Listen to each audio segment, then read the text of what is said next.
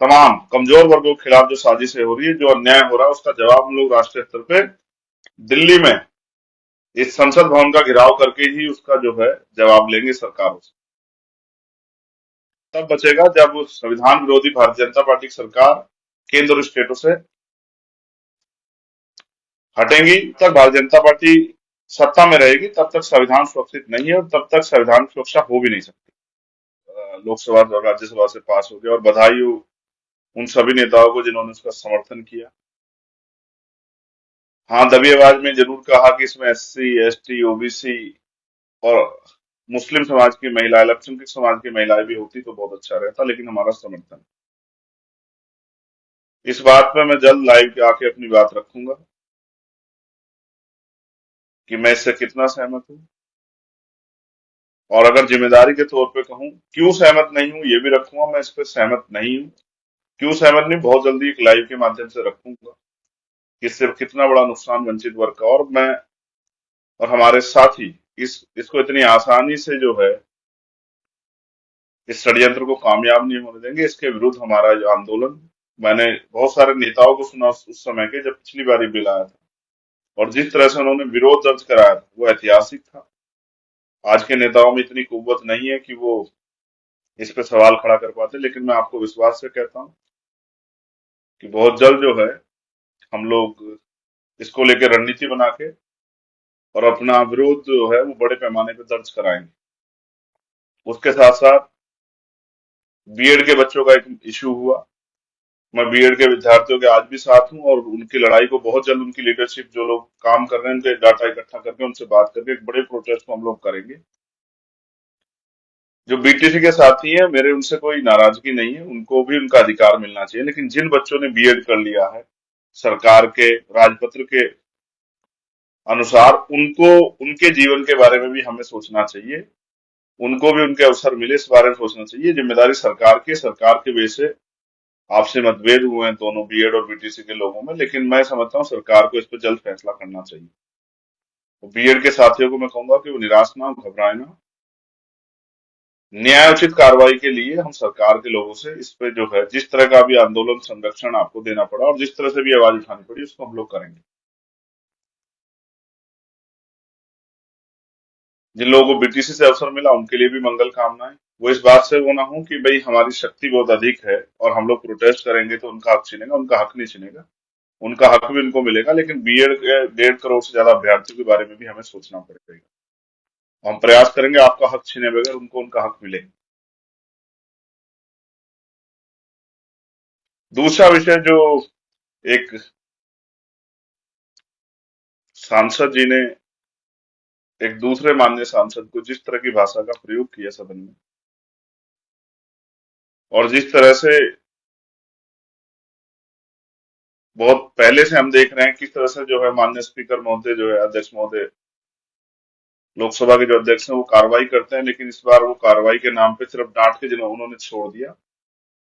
मैं इस अ, घटना की जितनी निंदा करूं, और निंदा तो बहुत दिनों से करते हैं, निंदा से भी बुरा, इस पर जितनी सख्त कार्रवाई होनी चाहिए वो नहीं हुई। क्योंकि मैं इस बात को जानता हूं कि जो चीजें लोकसभा में कही जाती है उन पर लोकसभा के बाहर उस तरह कार्रवाई के लिए बाध्यता नहीं है। लेकिन मैं लोकसभा स्पीकर जी से, अध्यक्ष जी से भी उम्मीद करूंगा कि वो उन पर सख्त से सख्त कार्रवाई करेंगे, और ऐसी कार्रवाई की दोबारा कोई भी व्यक्ति किसी धर्म के व्यक्ति के प्रति, किसी जाति के व्यक्ति के प्रति ऐसी टिप्पणी करने, और किसी भी मान्य सांसद के विरुद्ध ऐसी टिप्पणी करने से पहले, किसी समाज के खिलाफ एक भावना लेकर टिप्पणी करने से पहले 1000 बार सोचे। ऐसी सख्त कार्रवाई ऐसे सांसदों पे होनी चाहिए। मैंने माननीय सांसद को पहले भी सुना और उनके कर्तव्य, उसको उनकी वाणी में सुना, समझ आया कि सरकार उनको अपने मोहरे के रूप में यूज करते हैं, क्योंकि वो पिछड़े वर्ग से आते हैं, तो उनके जरिए जो है अपनी बात को कहलवाना आसान है। जो सरकार की नीयत है भारतीय जनता पार्टी की, और जो नेचर है, और जिस तरह की विचारधारा और जिस तरह के लक्ष्य पे वो लोग काम कर रहे हैं, और जिस तरह का राजनीतिक एजेंडा उनका है, वो जानते हैं कि जब तक मुसलमानों को इस देश में गाली नहीं दी जाएगी, तब तक वो हिंदुत्व के नाम पे एससी, एसटी, ओबीसी को भाई बना के कंसोलिडेट नहीं कर पाएंगे।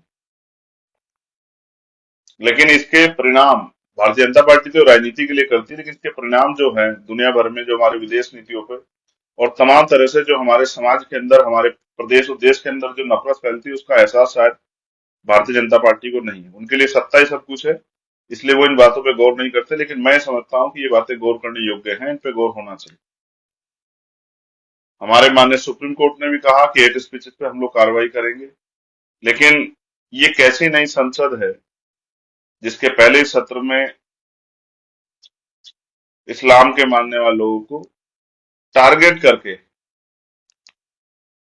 इतना बड़ा अपमान और इतने अपशब्द कहने की हिम्मत सरकार के सांसद द्वारा की गई। मैं इसको एक सोची समझी साजिश मानता हूं, लेकिन सरकार इस बात को समझे, जो बात मैं आपसे कह रहा हूं, कि इसका कितना बड़ा रिएक्शन अरब कंट्रियों से आएगा और कितना जो है अरब कंट्रीज पे जो है और हमारे संबंध जो देश के हैं, चाहे वो राजनीतिक संबंध हो या फिर तमाम तरह से जो आयात निर्यात को लेके व्यापारिक संबंध हमारे कितने खराब होंगे, इसका एहसास नहीं। और ये एक आपके राजनीतिक एजेंडा कितने लोगों की जान को भी के साथ खिलवाड़ कर रहा है, ये आपको नहीं पता। जो अरब कंट्री में हमारे लोग रहते हैं, स्पेशली जो हमारे बड़े पैमाने पे कमजोर वर्गों के लोग जो रोजगार करने के लिए वहां गए हैं, उनकी जान के साथ कितना बड़ा खिलवाड़ आपने किया आपको जानकारी नहीं है। उनके रोजगार के साथ कितना बड़ा खिलवाड़ आपने किया आपको जानकारी नहीं है। बस आपका एकमात्र उद्देश्य है कि आपने आपका राजनीतिक एजेंडा कामयाब हो। मैं लोकसभा में तो नहीं हूं, अगर मैं लोकसभा में सदस्य के रूप में होता तो शायद वही इस पे हम लोग जो है अपनी जवाबदेही सुनिश्चित करते। मुझे विपक्ष के साथियों से भी ये कहना है कि उसी दिन सदन को बंद करवा देना चाहिए था। उसी दिन जो है सदन के बाहर तत्कालिक रूप से हड़ताल पे बैठ जाना चाहिए था, आंदोलन करना चाहिए था,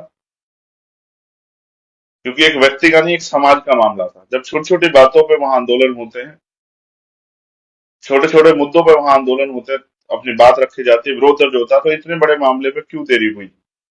और इसका परिणाम ये हुआ कि ये पूरा मामला एक मजाक बन के रह गया और हम लोग आरोप प्रत्यारोप लगा रहे हैं। ये एक घटिया सोच और घटिया मानसिकता जो भारतीय जनता पार्टी के नेताओं में, भारतीय जनता पार्टी के कैडर के इशारे पे, भारतीय जनता पार्टी के राजनीतिक एजेंडे के इशारे पे जो आ रही है, इसकी जिम्मेदारी देश के प्रधानमंत्री, गृह मंत्री और आरएसएस के जो हमारे प्रमुख हैं उनकी बैठती है कि वो सामने क्या कहते हैं, पीछे क्या कहते हैं,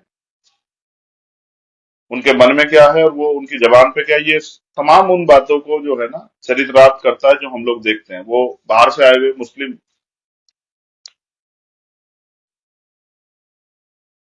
जो अभी G20 में भी है, उनका किस तरह से उन्होंने सम्मान किया। वो जब दुनिया में जाते हैं अरब कंट्री, किस तरह वो लोग उनका सम्मान करते हैं, और भारत के मुसलमानों के प्रति किस तरह की नफरत का माहौल जो है भारतीय जनता पार्टी के नेता बना है। ये जितना भी जो है इसकी इस पे खेद प्रकट किया जाए, इस पे सवाल किया जाए, उतना कम है।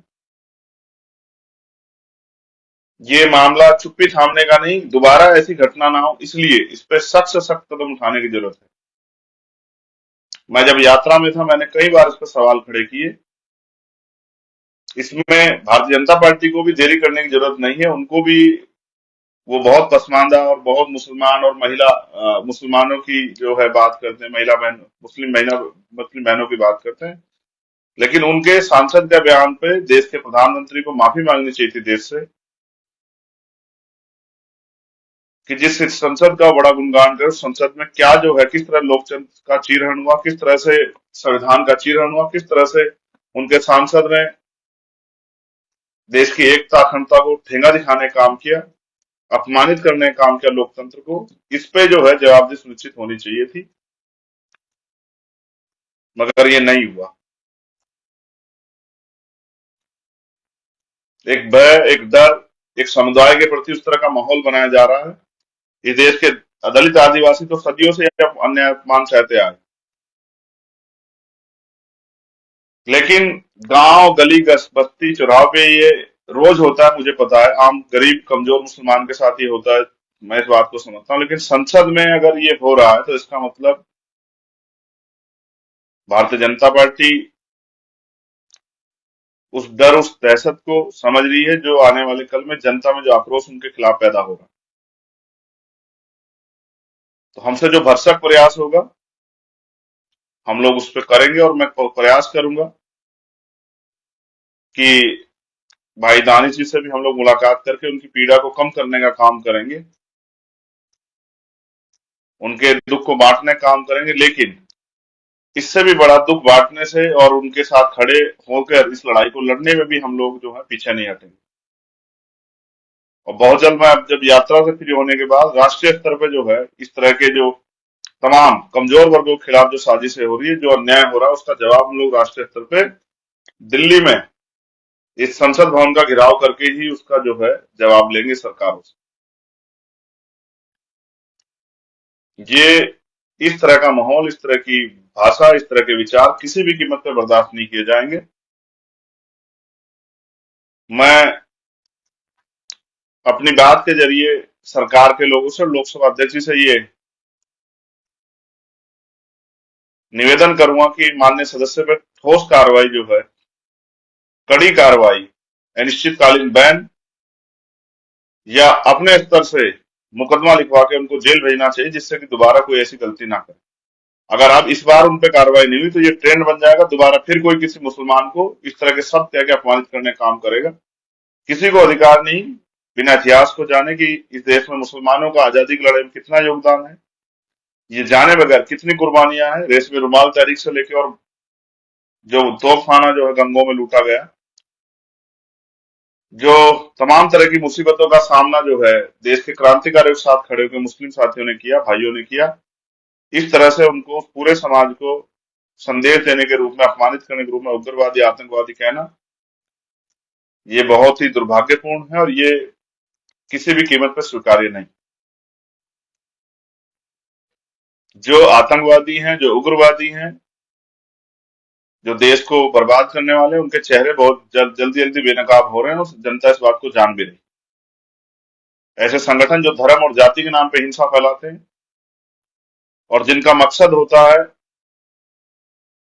कमजोर को कुचलना, ऐसे संगठन भी जो हैं वो भी आप लोगों के सामने आ रहे हैं और उन पे कार्रवाइयां भी हो रही। लेकिन मैं अपने साथियों से कहूंगा, राजस्थान के हमारे साथी वो क्योंकि बहुत सारी जगह यात्रा नहीं जा रही, तो जहां जहां पहले फेज की यात्रा जाएगी वो लोग अपनी तैयारियां कर लें और समाज इस बात के लिए तैयार है। इस तरह की बहुत सारी घटनाएं करा के, इस तरह के शब्दों का यूज करके और क्या रणनीतिक रूप से कुछ तरह करके देश और प्रदेश के माहौल खराब करने का प्रयास किया जाएगा। हम लोगों को मिलकर इस लड़ाई का सामना करना है। इस अन्याय के खिलाफ इस लड़ाई में मैं अपने भाइयों के साथ खड़ा हूं। किसी भी तरह से दमन का जवाब जो है हम लोग संवैधानिक तरीके से देंगे कि दोबारा कोई ऐसा ना करे। और तमाम मैं अपने कार्यकर्ता, पदाधिकारी, नेताओं से यह निवेदन करूंगा कि वो आज के हालातों को समझ के जनता को समझदार बनाने में, जनता के सामने जाकर अपनी बात रखने में जिम्मेदारी अदा करें, जनता को जागरूक करें। और संविधान तब बचेगा जब संविधान विरोधी भारतीय जनता पार्टी की सरकार केंद्र और स्टेटों से हटेंगी और उनके साथ साथ मानवतावादी सोच वाली आजाद समाज पार्टी के विधायक और नेता जीत के सदनों में जाके कमजोर वर्गों के हितों की रक्षा के लिए लड़ेंगे। जब तक भारतीय जनता पार्टी सत्ता में रहेगी तब तक संविधान सुरक्षित नहीं है और तब तक संविधान की सुरक्षा हो भी नहीं सकती। इसलिए इनको निकालने के साथ साथ अपनी ताकत भी बनाना, क्योंकि अपनी लड़ाई किसी दूसरे के भरोसे नहीं छोड़ सकते हैं। बहुत दिन छोड़ के रखे, उसके परिणाम क्या हुए आप भी बेहतर जानते हैं। तो मैं कमर कसने के लिए कहूंगा, मैं पुणे मध्य प्रदेश के साथियों से और राजस्थान के साथियों से, और 9 अक्टूबर को धामपुर, बिजनौर, नगीना लोकसभा क्षेत्र में जो रैली होने वाली है उसके लिए भी उत्तर प्रदेश के साथियों को, जो पश्चिम के साथी हैं, उनको कहूंगा कि वो तैयारी कर लें। अपने छोटे छोटे साधुओं से पहुंच के अपनी रैली को सफल बनाना, ये आपके मान सम्मान की लड़ाई है। और ये संदेश भी है सरकारों को कि हम किसी भी कीमत पे, भले ही हमारे विधायक एमपी ना हो, लेकिन अन्याय हम लोग कमजोर वर्गों पे बर्दाश्त नहीं करें।